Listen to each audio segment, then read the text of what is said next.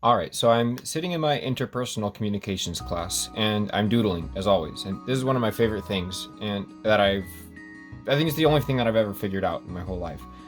I'm sitting there thinking about how I can draw a 7-pointed star. I'm like, okay, you can draw a 5-pointed star. It's ugly. How could I get to a 7-pointed star? Now I can do it now. I couldn't do it then.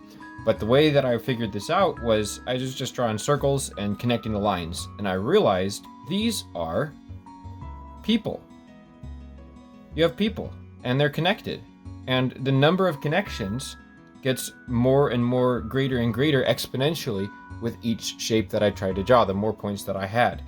And so I wondered, okay, is there a equation that I could just know how many connections there are between points without having to draw each one of them out? So I did the stupid thing. I'm not great at math, and I just drew each one of them out. I started with 2 people. Okay, and I'm like, wow, that's 1. So 2 to 1. All right, and then I did 3. That's a triangle. Okay, 3 is 3. And then I did 4, and I realized, whoa, okay, that's 6.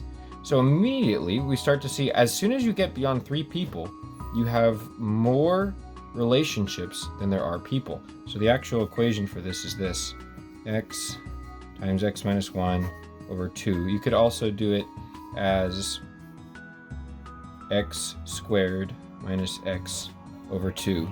It's the same thing. But yeah, it's an exponential growth. So where this, I believe, is applicable is interpersonal communication, dealing with people, maybe HR departments or just a group of friends. As you add more people, there are more and more relationships, because it's not just how you relate to each other person, it's how you relate to those people, and each one of them relates to all of the other people as well. So let's look at an example. Maybe you have a friend group with 5 people in it, right? You could do 5 times 4 is 20, divided by 2 is 10. So 5 people has 10 individual relationships in it. So that's 10 opportunities for drama and problems. Maybe, and just increase that by 1. Maybe 1 new friend joins the group. Now you have 6 times 5 is 30, divided by 2. Now you have 15. Only 1 person joins the group, and now you have 15 total relationships.